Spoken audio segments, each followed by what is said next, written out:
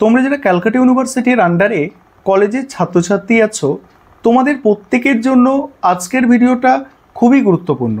তোমরা স্ক্রিনের ওপরে ক্যালকাটা ইউনিভার্সিটির একটি অফিসিয়াল নোটিশ দেখতে পাচ্ছ। আজকের ভিডিওয় এই নোটিশের বিষয়বস্তু নিয়ে আলোচনা করব। ক্যালকাটা ইউনিভার্সিটি তার অফিসিয়াল ওয়েবসাইটে এই নোটিশটা আজকে পাবলিশ করেছে এবং এই নোটিশের বিষয়বস্তু হচ্ছে, তোমরা যারা বিএ, বিএসসি, বিকম 3 বছর পাস কোর্সের এবং 4 বছরের অনার্স কোর্সের ছাত্রছাত্রী আছো তোমাদের জন্য। আর এখানে এফএসআই এর প্রসেস নিয়ে বলা আছে, অর্থাৎ কোন সাবজেক্টগুলোতে তোমরা এফএসআই করতে পারবে এবং কোন সাবজেক্টগুলোতে তোমরা এফএসআই করতে পারবে না, এফএসআই করার কতদিন পরে তোমরা সেই এফএসআই এর রেজাল্ট পাবে, সমস্ত কিছু তথ্য এই নোটিশের মধ্যে উল্লেখ আছে এবং আমি সহজভাবে এই নোটিশের বিষয়বস্তুটা আলোচনা করার চেষ্টা করব। তার আগে বলি, এই এফএসআই জিনিসটা কি? এফএসআই এবং আরেকটা হয় রিভিউ, এই দুটো জিনিস আজকে তোমাদের সামনে প্রথমে ক্লিয়ার করব, তারপর এই নোটিশের বিষয়বস্তুতে আসব।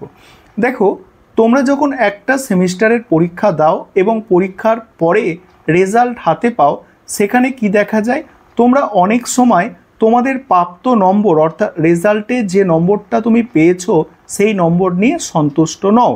কারণ তুমি ভাবছো এর থেকে আমি ভালো আরও লিখে এসেছি, আরও এর থেকে বেশি নম্বর পাওয়ার কথা, কিন্তু আমি এত কম নম্বর কেন পাবো। দেখো, সেই ক্ষেত্রে তোমরা দুটো জিনিস করতে পারো, একটা করতে পারো রিভিউ এবং আরেকটি করতে পারো এফএসআই, এবং এই এফএসআই এর নিয়ম নিয়েই আজকের এই নোটিশ। দেখো, রিভিউ করলে কি হয়, রিভিউ করলে খাতাটা মানে নম্বরগুলোকে কিন্তু আরেকবার যোগ করা হয়, অর্থাৎ রিভিউ করলে খাতাটা সাধারণভাবে আরেকবার দেখে নেওয়া হয় যে প্রত্যেকটা প্রশ্নের যে অ্যান্সার তোমরা করেছো সেখানে নম্বরটা পড়েছে কিনা, সেটাকে সাধারণভাবে যোগ করা হয়।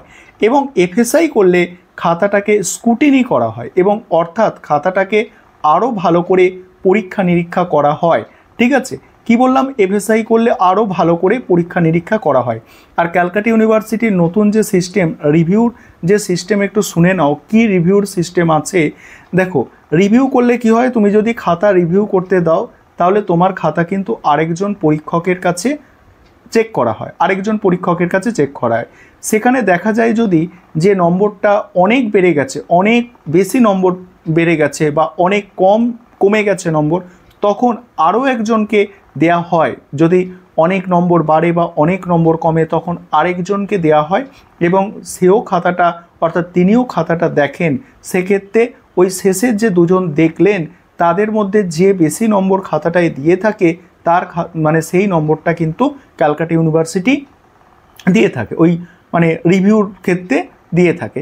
এটা একটা প্রসেস রিভিউর ক্ষেত্রে গেল, এটাই হচ্ছে রিভিউর নতুন নিয়ম।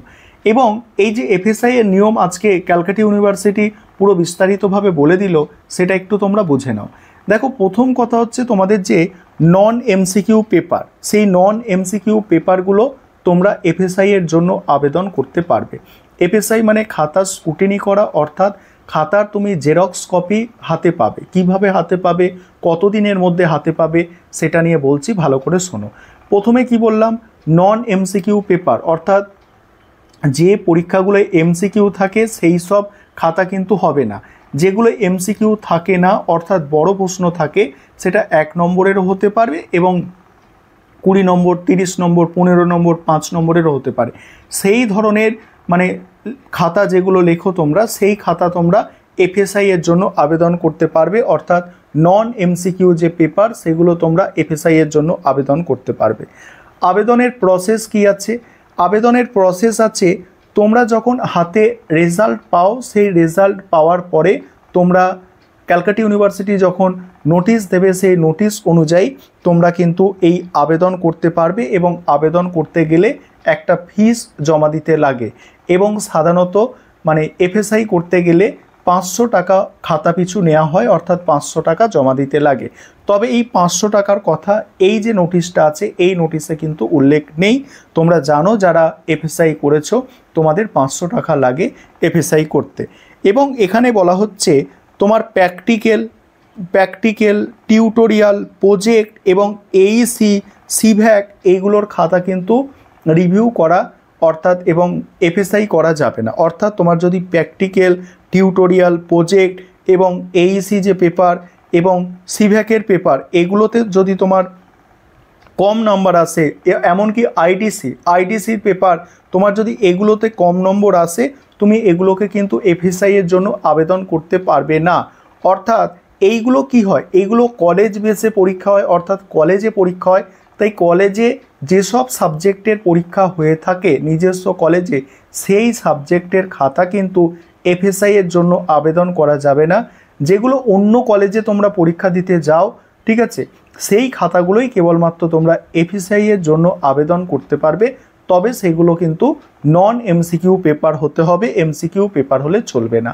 আরেকবার শুনে নাও, AEC, IDC, common value added course, practical, tutorial, project এগুলো কিন্তু এফএসআই করা যাচ্ছে না।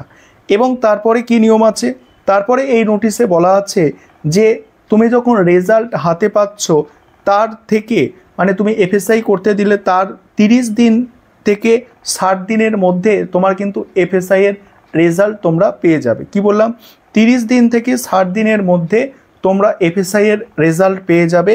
তবে খাতা ওই এক্সাম হলে, অর্থাৎ এক্সাম মানে পুনরায় যখন দেখা হবে ফল প্রকাশের পরেই তবে তোমরা রেজাল্ট পাবে। অর্থাৎ রিভিউ বা এফএসআই এর একটা ফল প্রকাশ হয় তোমরা জানো, সেই ফলাফল প্রকাশের পরেই তোমরা কিন্তু সেই খাতা হাতে পাবে। এবং খাতা যদি নিতে চাও, ওই এফএসআই এর খাতা, অর্থাৎ তুমি যেটা পরীক্ষা দিয়েছো তার ফটোকপি যদি পেতে চাও বা সেই খাতার যদি জেরক্স কপি পেতে চাও, তাহলে তোমাকে অ্যাডমিটটা সঙ্গে নিয়ে ক্যালকাটা ইউনিভার্সিটির যে এফএসআই কাউন্টার আছে, অর্থাৎ এফএসআই সেল আছে, সেই এফএসআই সেলে তোমার পরীক্ষার অ্যাডমিট নিয়ে যোগাযোগ করতে হবে এবং সেখান থেকে তোমাকে কিন্তু সেই মানে খাতাটা কালেক্ট করতে হবে, অর্থাৎ ফটোকপি বা জেরক্স কপি কালেক্ট করতে হবে। এবং তখন যদি দেখা যায় যে তোমার নম্বর আরও কমে গেছে, ঠিক আছে, বেড়ে গেছে তো ভালো, বেড়ে গেলে কেউ অভিযোগ করে না। তখন যদি দেখা যায় যে নম্বর আরও অনেক অনেক কমে গেছে, তখন কিন্তু ক্যালকাটা ইউনিভার্সিটি আর কোনো অভিযোগ তোমার শুনবে না এবং পুনরায় তুমি কিন্তু কোনো ব্যবস্থা নিতে পারবে না। অর্থাৎ পুনরায় এফএসআই বা রিভিউ এরকম কোনো প্রসেস নেই। তোমার যে নম্বরটা বেড়েছে বা কমেছে সেই নম্বরটাই তোমার কিন্তু নম্বর হিসাবে গণ্য হবে এবং তারপরে তোমার কিন্তু কোনো অভিযোগ করার প্রসেস নেই। তাহলে সংক্ষেপে যদি বিষয়টাকে বলি যে কলেজে যেসব পরীক্ষাগুলো হচ্ছে নিজের কলেজে, সেই সব খাতা কিন্তু এফএসআই করা যাবে না।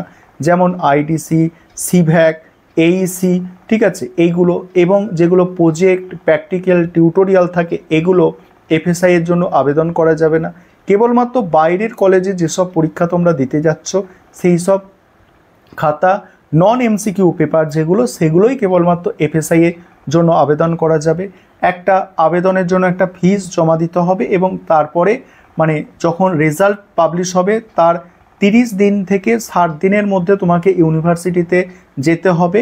যখন বলা হবে তখন ইউনিভার্সিটিতে যেতে হবে এবং তারপর তোমার অ্যাডমিট নিয়ে তুমি এফএসআই কাউন্টার বা সেলে গিয়ে তোমার খাতাটা তুমি কালেক্ট করতে পারবে এবং সেখানে যে নম্বরটা দেয়া হবে সেই নম্বর নিয়ে কিন্তু তোমার আর কোনো প্রশ্ন তোলার সুযোগ থাকছে না। এই হচ্ছে আজকে গুরুত্বপূর্ণ নোটিশের বিষয়বস্তু। অবশ্যই ভিডিওটাকে নিজেদের বন্ধুবান্ধবদের মধ্যে শেয়ার করে তাদেরও বিষয়বস্তুগুলো জানার সুযোগ করে